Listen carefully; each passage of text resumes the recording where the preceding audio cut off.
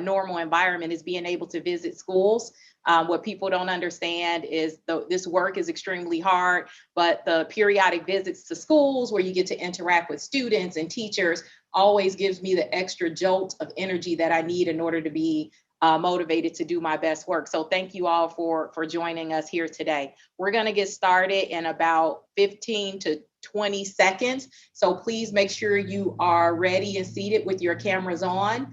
I think you're in for a treat. I don't know how you got invited today, but you need to thank a teacher, principal, or somebody for giving you this opportunity. So that's your homework after this event.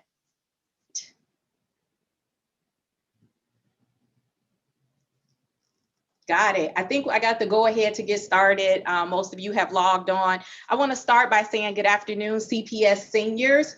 Again, I want to thank all of you for taking time out of your busy schedules today to be a part of this amazing event hosted by Chicago Public Schools Office of Civic and Social Science Education. The greatest thing about Chicago Public Schools is our deep commitment to civics education. It's something that I'm extremely proud of, and that's why it's in the vision for Chicago Public Schools.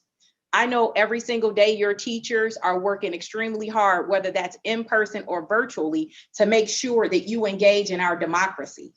And as future leaders of this city and nation, it is important that you understand how our democracy works, but more importantly, that you are actively engaged, which is why we focus on civics engagement here in our school system.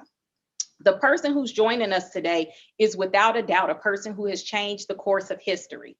He has been a lifelong proponent of social justice and a believer that normal, everyday people can make a difference. For decades, he has used his intellect, his passion, his tenacity, and most importantly, his visionary leadership to change our city, to change our country, and more importantly, to change our world.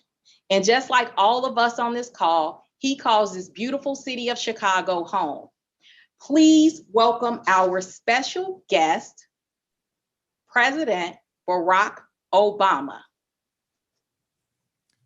Hey, everybody. Hey, Dr. Jackson, can you hear me? Yes, I can hear you. You're coming through loud and clear. Well, it is wonderful to see all you guys. And I can't see everybody, but I can see some of you.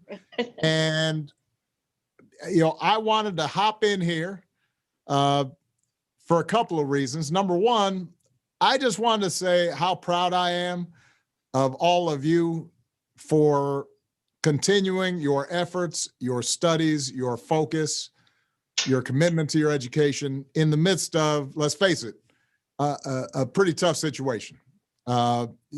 School is always challenging. High school, I know, is challenging because there's a lot of stuff going on. To then have to do that with COVID, and some of you probably, your families have been, economically stressed, stressed from a health perspective, and I know from experience because Malia and Sasha are living with me and Michelle, and although they're college students, they're having to do all their Zoom classes, and just staying focused on and engaged in your assignments when you're on a screen instead of in person with somebody, that's tough. And the fact that all of you are continuing to pursue knowledge, get your assignments done, going above and beyond, and I'm hopeful that all of you are planning in some fashion, if you're seniors, to be continuing your education down the road. That's something that I could not be prouder of. So way to go, thumbs up. And, Michelle sends her love and is proud of you as well. The second reason that I wanted to hop in is some of you may know that I wrote a book about the first half of my presidency and my campaign and how I got involved in politics. It's called A Promised Land. And it just came out last week. And some of you may have seen interviews that I've been doing, and some of you may be interested in what's in the book.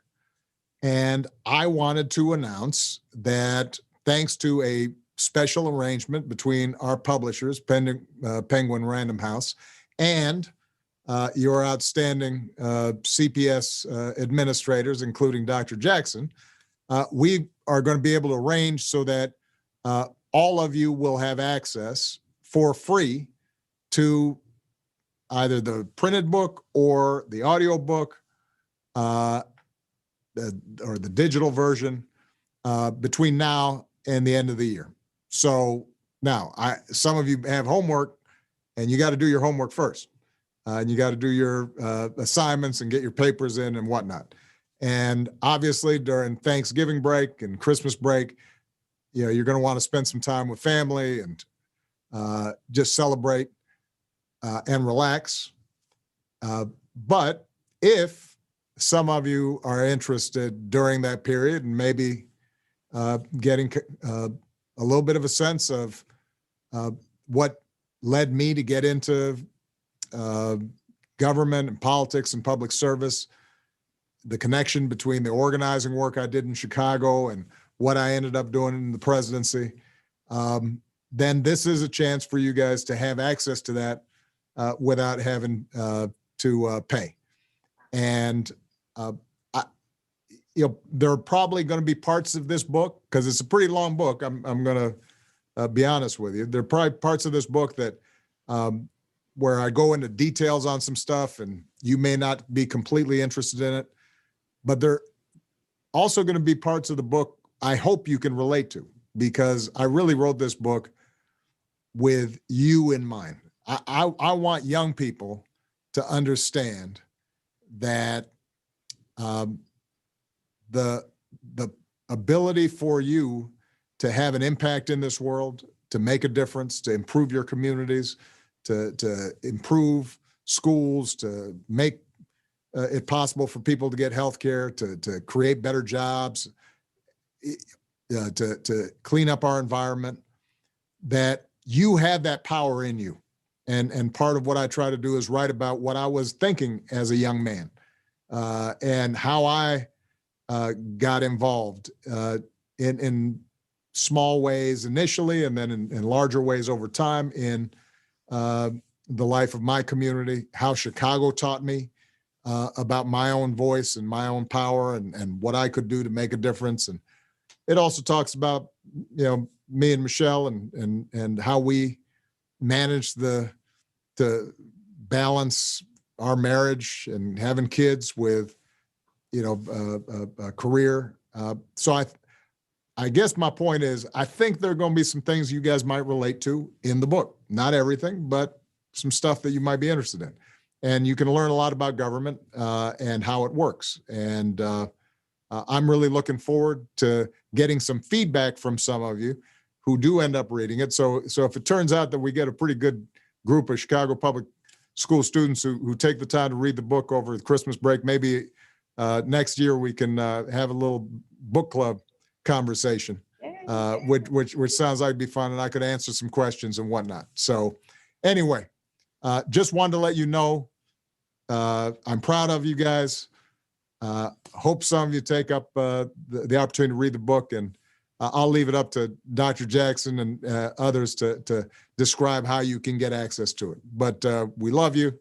We're proud of you. We appreciate you. And tell your family, too, that we wish them happy holidays and that 2021 is going to be a better year than 2020. Yes. President Barack Obama said it, so it must be true. Thank you so much for being here today and spending time with our students. I also want to thank you for the incredibly generous gift. We will make sure our students dive deep into this book. Our teachers are well aware of this initiative, and we're going to be using it to spark more and more engagement and conversations in our classrooms. As you know, Chicago is a place that has a long history of activism, and our students go above and beyond. And I just want to echo President Obama's comment about the youth and your power to make a change. As I would always say as a history teacher, No revolution was ever started by old people. It is really up to you. And I know from the engagement that I have with so many of our students here and the value of student voice and advocacy, that you're going to sink your teeth into this book and be ready for that book club meeting that we were just promised from our wonderful president. So thank you again for coming today. We hope that you make connections to this book, to your own lived experiences, but more importantly, we hope to inspire you, because you are the future. You're the next generation of thinkers, leaders, politicians, doctors, everything in this country. And so we're dependent on you. Thank you so much for joining us today, President Obama. Take care, guys. Bye-bye. Bye.